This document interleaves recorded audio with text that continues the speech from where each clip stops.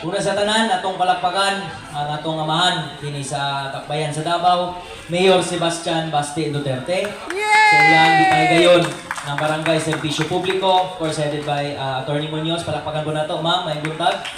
Ug of course, this is a clustered barangay event.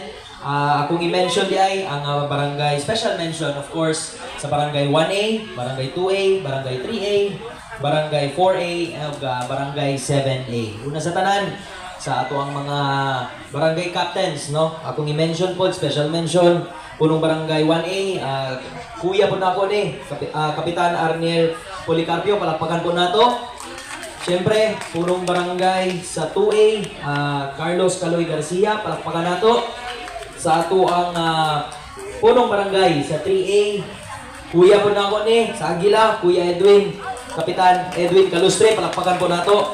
Siyempre, ako ang pinalanggang kapitan sa punong barangay sa barangay 4A, no?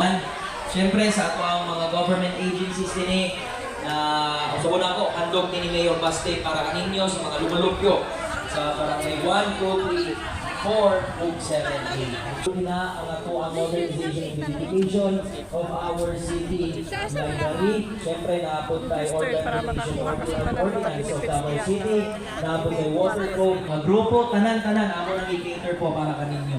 Ug siyempre, hindi lang po na apilyahan ako ang mga councilors na ani karon na po sila yung mga dalang services nila. Palakpakan po na to from the Office of Councilor Edgar Junjun Buyan, siya yung libreng Loni, ug pagupitan dito sa likod. Palakpakan po na to. Si Sir Marty Buyan na siya, ug si Attorney Luna Acosta po ang mga sa mga gusto ito.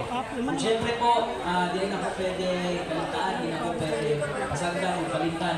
Ako ang i-mention yun, special mention. Alapagan natin mga ilala, itong Mayor Sebastian Basti Duterte, ang ato ang Vice Mayor, Councilor Opisina. So once again, ako po si TJ Braga Corsino, magpadayo ng nasugdan ng Councilor Braga. Basta Nabawenyo, disiplinado, Nabawenyos are not for sale. Mayong butag, kaninyong tanan o daghang salamat. Kapusok? Okay. Salamat kanino, sir. Kuya mo, kuya ko. Sa atong anak, sa atong Congressman Paulo Colon Duterte, amigo ng mga Nabawiyo. Let's welcome Sir Rigo Rodrigo Duterte the second.